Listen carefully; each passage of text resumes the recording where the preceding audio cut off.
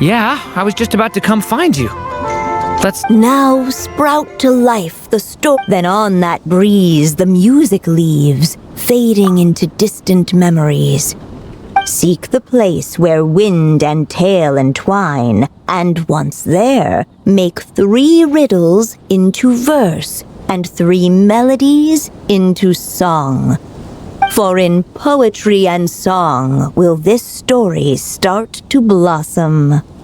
Come on! Another riddle? All that talk about wind and melodies? What do you think oh! Care to elaborate? Wind? Music? Poetry? Tone-deaf bards gotta know the answer. You mean Lord Barbados? Albedo introduced us when I first arrived in Mondstadt. I mean, someone like me was bound to catch his eye sooner or later. It's better that it's out in the open anyway. Now, how should we track him down?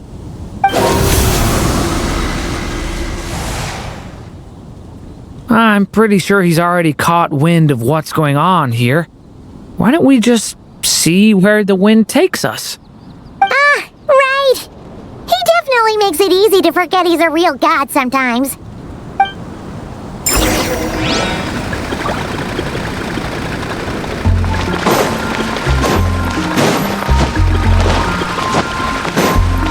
Our bond is strong.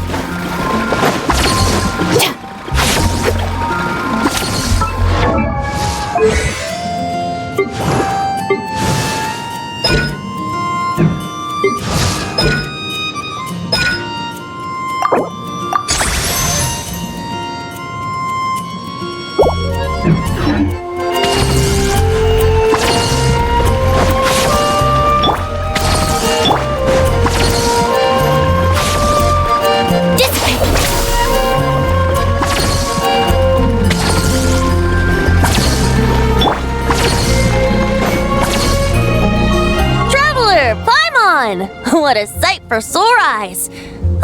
And the little dragon from the fairy tale world. I heard your voices calling out to me on the wind. Something about needing help with a riddle? Sorry to disturb you, Lord Barbados. Disturb me? Not at all! To tell you the truth, I'm just as curious about this riddle as you are. Let me take a look.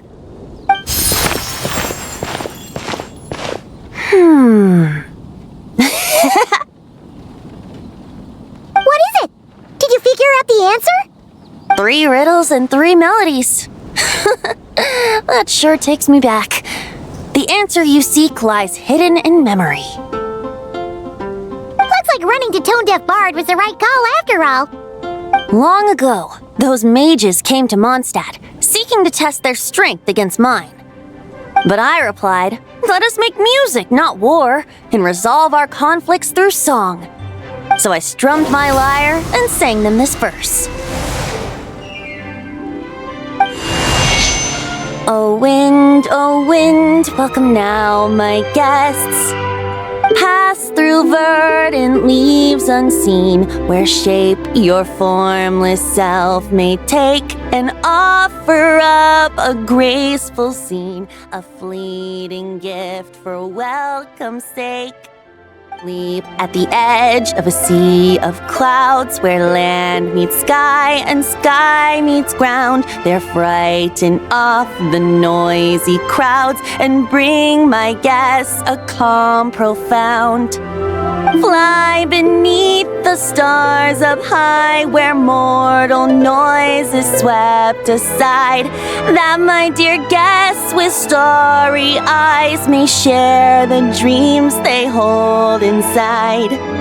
Now go to where I vowed to keep a quiet spot for them to sleep. No clash, no contest bars the way, just tea and mirth to fill the day. There you have it, the 3 melodies. As for the answers to those 3 riddles, I trust you can guess them by now. The woods, the edge of a cliff, and the sky? Correct! Funnily enough, your mother was also the first to solve it, all that time ago. There must be some kind of special rapport between those who write stories and those who sing them. The woods, a cliff, and the sky. Oh! So that's where it is!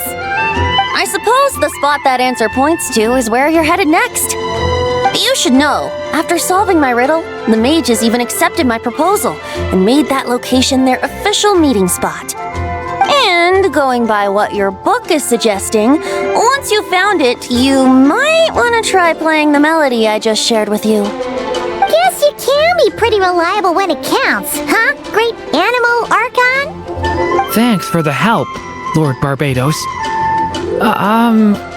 Still got questions for me, huh? Yeah, you must have read countless tales in your time, being a wandering bard and all. In your experience, why might an author consider a story unfinished? Unfinished? Well, I guess if there's something left to accomplish in the story, or, Huh? Well, your helpfulness lasted for like 1 second. In all seriousness, I would think the answer to that question lies in your mother's story itself. It's not my place to pry any further.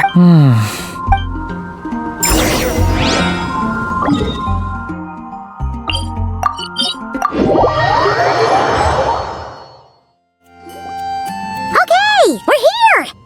Now, we just need to play the 3 melodies. A musical performance? Huh. Out of all the things Miss Lisa has taught me, that's the one I'm worst at.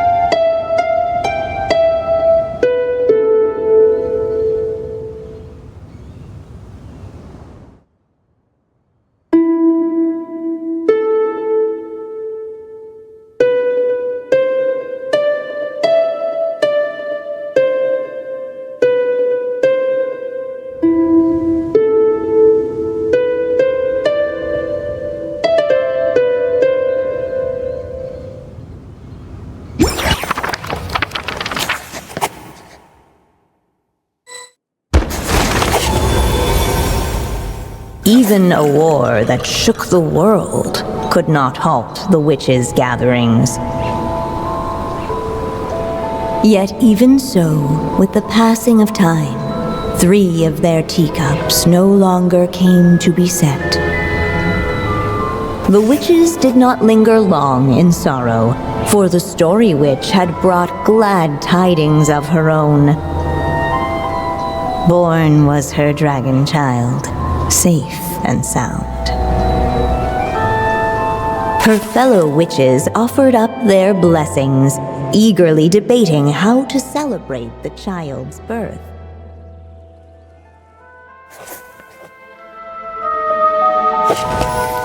In the end, they settled on the sweetest candy they could find. After all, what could be sweeter than the arrival of new life? And so, the witches' gathering turned into a birthday celebration.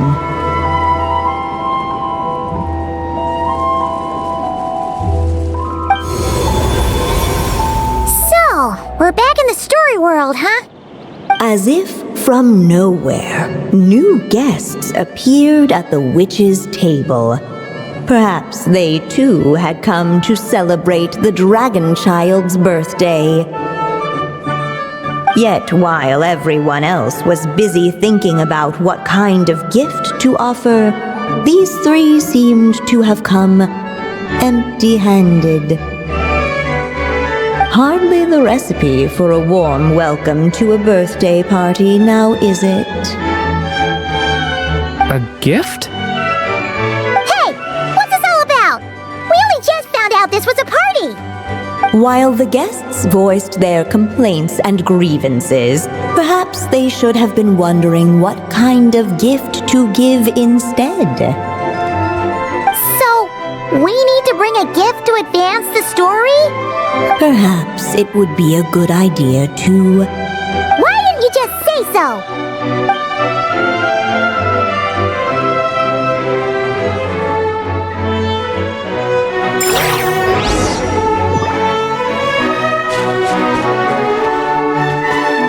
The witches went on chatting away, ignoring the empty-handed guests.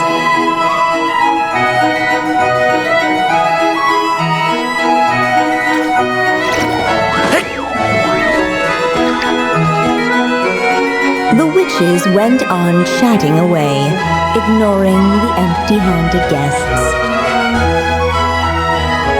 Hey, could we use these as gifts? At last, the guests found something to give the dragon child. Guess that's a yes then. Which one should we go for? Still, the guests wondered, what kind of gift might the little dragon really want? Should they put a warrior's sword in his hand and send him out on an unstoppable quest to save the world? Or perhaps a wandering hero's slingshot and the promise of a life of endless, uncharted adventure? Or maybe even a scholar's tome and the chance to take on all the world's unsolved mysteries. Okay. Wow. That's a lot of pressure all of a sudden.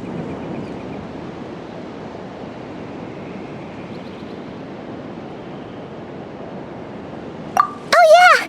Technically, we're actually picking a gift for you. So, which one would you prefer? You want me to choose? How come?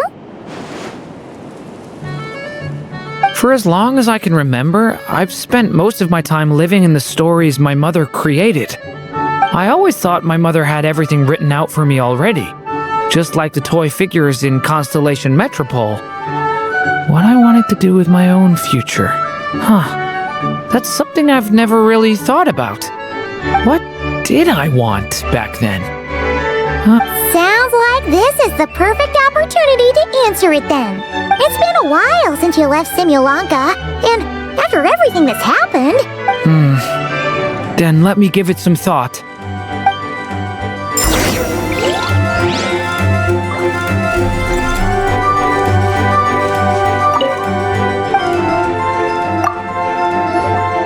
In the end, the guests settled on the Scholar's Tome.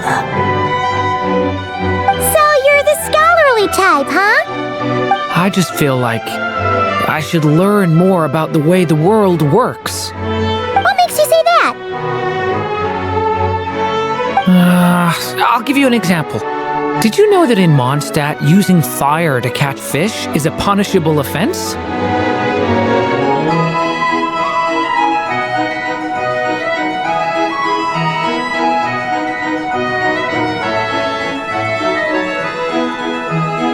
I thought she was just teaching me regular hunting techniques. So much of what's considered common knowledge in your world just wasn't in Simulanka. So I have to learn, or I'll keep causing trouble for everyone else. Paimon's not sure that counts as common knowledge.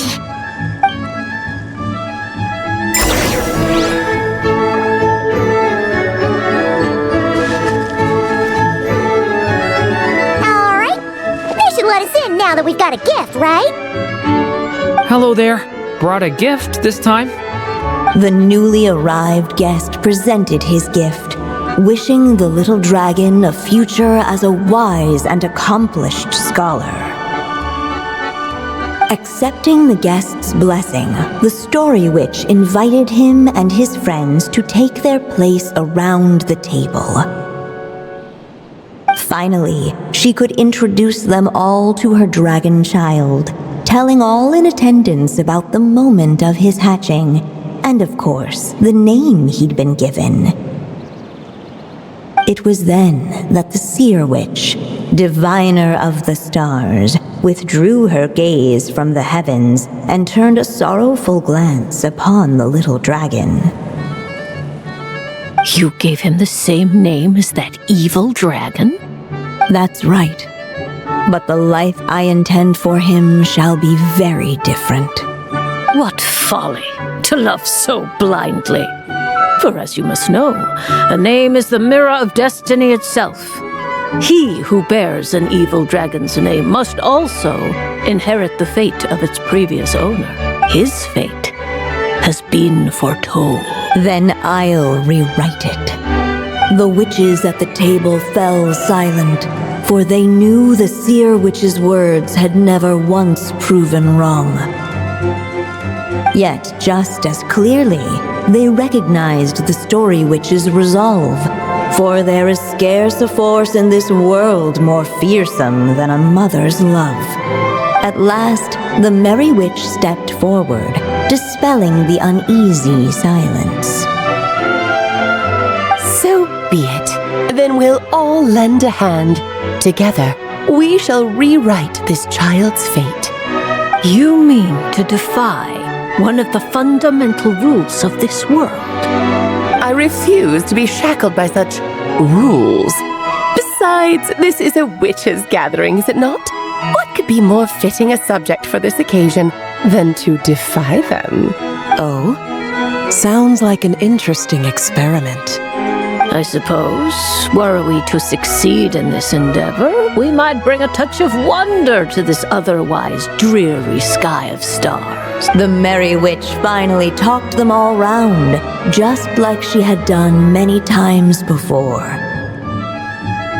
Warm and strong as the sun she was, so much so, in fact, that those who her light shined down upon had no choice but to bask in it.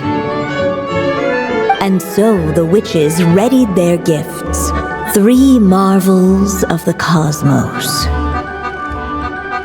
For this child, I shall decipher the ravings of the heavens and lay bare before him the trickery of fate. For this child, I shall leave a formula powerful enough to unravel the very origins of this world, that he may seek another solution for the conundrum of his life. For this child, I shall call upon wondrous magic to make possible his impossible wish. All the story witch had was the pen in her hand, yet with the love that flowed from it, she resolved to bring forth a marvel of her own. For this child, I shall leave behind the last story I will ever write, and with it, a path to an ending. Yet with the witch's blessings given and received, the little dragon's fate at last began to turn. In the midst of the dragon child's birthday celebration, the seer witch proclaimed her prophecy.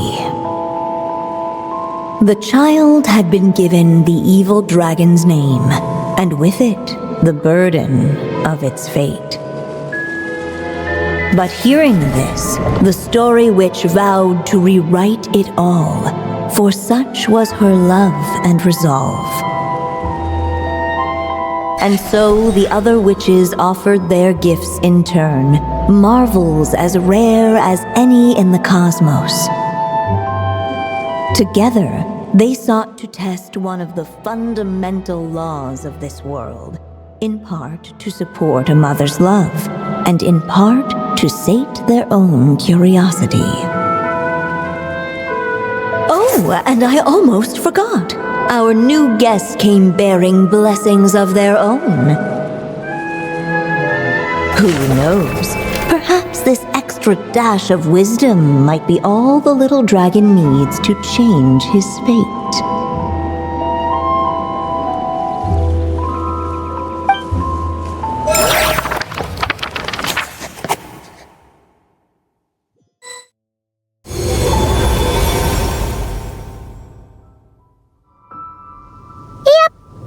Those witches in the story were the mages of the hex, but, Paimon kinda had trouble following their... The evil dragons. Oh!